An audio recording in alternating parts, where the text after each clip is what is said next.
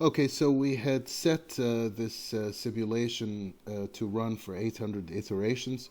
It's been outputting every 20 iterations or so. And so we're at 783. And so in a few minutes, it's going to reach 800. And you're going to see what's going to happen in a few seconds. It's going to reach 800. You're going to see what's going to happen. What it's going to do is just going to do the finalization of the calculation. And then it's going to call Paraview, which is the viewer of the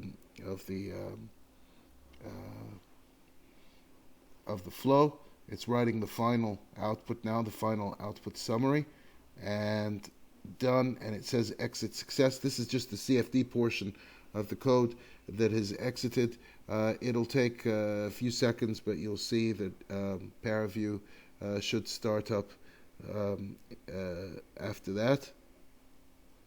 And Paraview will allow us to take a look at the flow, what it looks like, how far the shock wave has come, what the overpressures are in the entire field. There's Paraview starting up. You might get a dialog box for the first time it starts up. You could just never show that again. It's not important.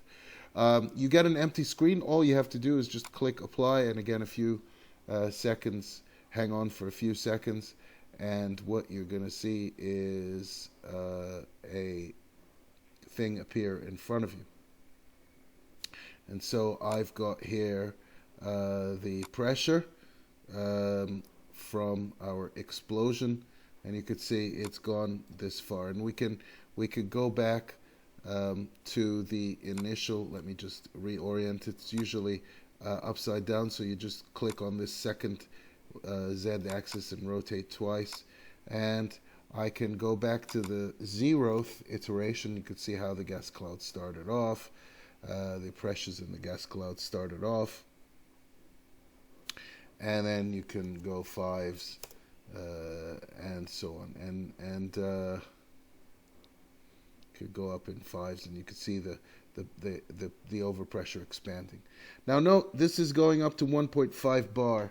But actually, this is total pressure, okay? So it's absolute pressure. So what you want is overpressure, or gauge pressure, if you like. So what we're going to do is we have to create that parameter, and you just go on flow here. You click on it once, and then right-click and select Add Filter, Data Analysis Calculator. There's more than one path to this calculator, and I'm going to call it overpressure.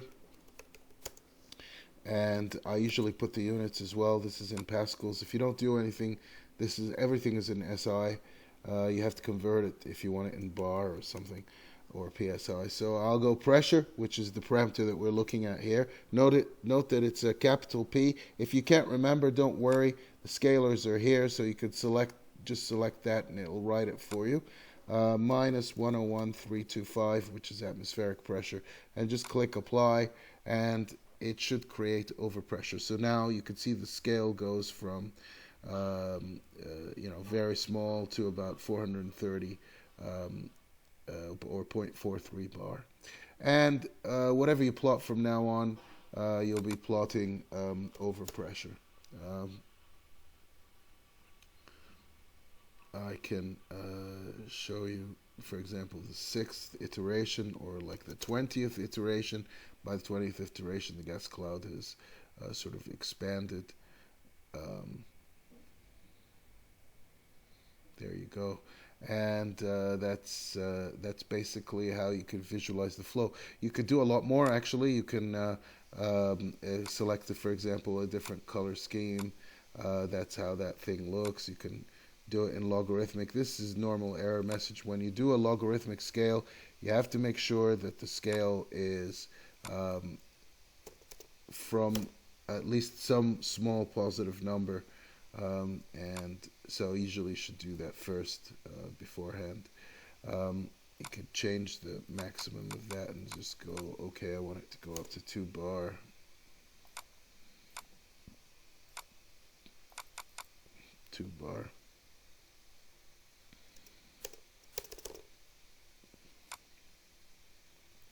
And that's how that looks.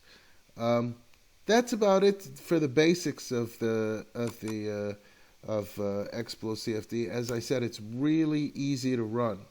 It's very easy to get used to it and to be able to handle its various features. Paraview is a very powerful viewer.